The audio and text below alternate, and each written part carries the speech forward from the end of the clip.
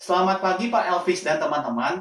Saya Dean Christian dari kelas 12 MIPA SMA Don Bosco 1 akan membacakan suatu bacaan Injil dan memaparkan renungan yang telah saya buat. Inilah Injil suci Yesus Kristus menurut Santo Lukas. Pada suatu kali, Yesus sedang berdoa di salah satu tempat. Ketika ia berhenti berdoa, berkatalah seorang dari murid-muridnya kepadanya, "Tuhan, ajarlah kami berdoa, sama seperti yang diajarkan Yohanes kepada murid-muridnya." Jawab Yesus kepada mereka, "Apabila kamu berdoa, katakanlah, Bapa, dikuduskanlah namamu, datanglah kerajaanmu, berikanlah kami setiap hari makanan kami yang secukupnya, dan ampunilah kami akan dosa kami, sebab kami pun mengampuni setiap orang yang bersalah kepada kami, dan janganlah membawa kami ke dalam pencobaan." Demikianlah sabda Tuhan. Terpujilah Kristus. Doa adalah oksigen jiwa. Itu adalah perkataan Santo Padre Pio. Mengikuti perkataan dari Santo Padre Pio, berdoa sudah menjadi bagian yang tidak terlepaskan dari seorang Kristiani, termasuk diri saya sendiri. Dalam bacaan Injil yang telah saya bacakan, Tuhan Yesus mengajarkan suatu doa kepada para muridnya. Doa Bapa kami. Doa ini adalah doa tertua yang dimiliki oleh gereja dan masih diwariskan sampai saat ini kepada seluruh umat. Bahkan, banyak orang berkata kalau doa ini merupakan doa paling sempurna karena telah diajarkan oleh Tuhan sendiri. Memang, pernyataan seperti itu tidak sepenuhnya salah. Tetapi, apakah benar dengan mendaraskan doa Bapa kami berarti sudah berdoa dengan sempurna? Lalu, doa seperti apakah yang sempurna? Doa Salam Maria, doa kemuliaan, doa dengan kata-kata yang indah, atau mungkin dengan kata-kata yang panjang? Tidak, bukan itu semua.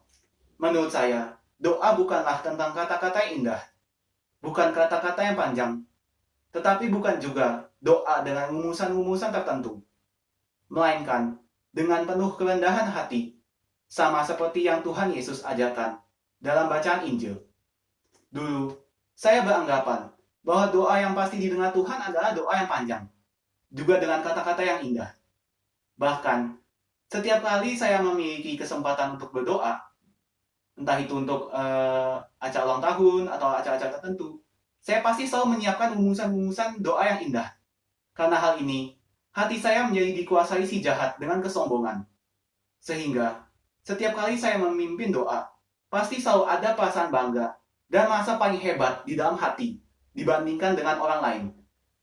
Pada saat saya SMP, saya memiliki seorang teman yang ketika memimpin doa selalu mendoakan doa Bapa kami. Mulai dari doa sebelum makan, sesudah makan, bahkan sampai doa pulang pun selalu doa Bapa kami. Pada suatu kesempatan, saya bertanya kepadanya. Saya bertanya seperti ini, "Weh, lu kenapa sih kalau mimpin doa selalu doa Bapa kami aja? Nggak ada doa yang lain apa?" Setelah saya bertanya seperti itu kepadanya, dia terlihat sedikit tersinggung dari raut mukanya. Kemudian dia menjawab saya seperti ini, "Baca Alkitab makanya." Setelah dia mengatakan hal itu, dia langsung pergi meninggalkan saya begitu saja. Pada malamnya, saya membaca sebuah renungan harian yang biasa saya baca setiap hari di suatu website. Bacaan pada hari itu adalah Lukas bab 11 ayat 1-4 yang menceritakan tentang para murid yang meminta Tuhan Yesus untuk mengajari mereka cara berdoa. Setelah membaca dan merenungkannya, saya menjadi terkejut dan tersadar di dalam hati dan pikiran akan suatu hal, yaitu doa bukanlah tentang kata-kata yang panjang atau doa dengan yang kata-kata yang indah, melainkan kata-kata dengan penuh iman, kerendahan hati. Saya akhirnya juga mengetahui bahwa doa saya selama ini tidak mengarah kepada Tuhan, melainkan mengarah kepada kesombongan, yang dimana kesombongan ini merupakan karya si jahat, salah satu dosa paling mematikan. Sesungguhnya, setiap manusia itu tidak tahu caranya berdoa, begitu pula dengan diri saya sendiri. Akan tetapi, berkat bantuan dari Allah Roh Kudus, manusia, termasuk saya, dimampukan untuk mengatasi kelemahannya, yaitu dosa, sehingga manusia dapat berdoa kepada Allah. Sehingga saya pun juga harus selalu meminta kepada Allah Roh Kudus untuk membimbing saya agar dapat mengarahkan hati dan pikiran saya sepenuhnya kepada Allah Bapa dan Allah Putra. Saya juga mendapatkan banyak pelajaran dari doa Bapa kami.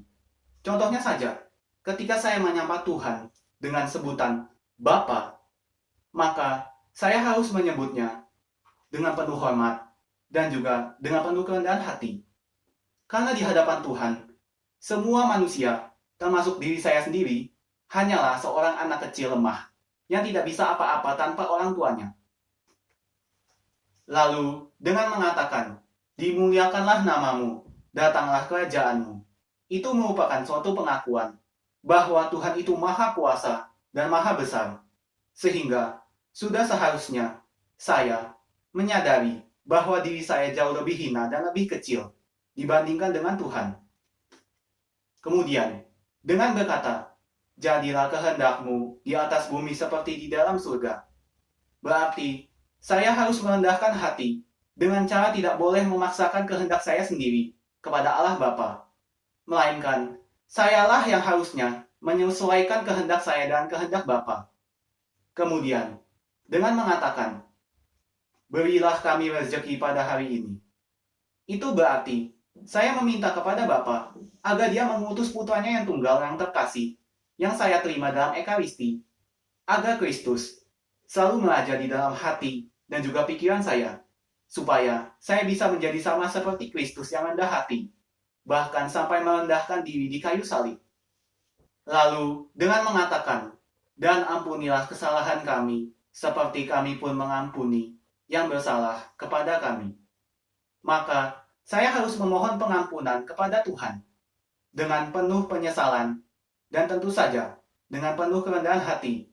Karena semua manusia, termasuk diri saya, hanyalah makhluk yang penuh dosa yang membutuhkan pengampunan dari Tuhan.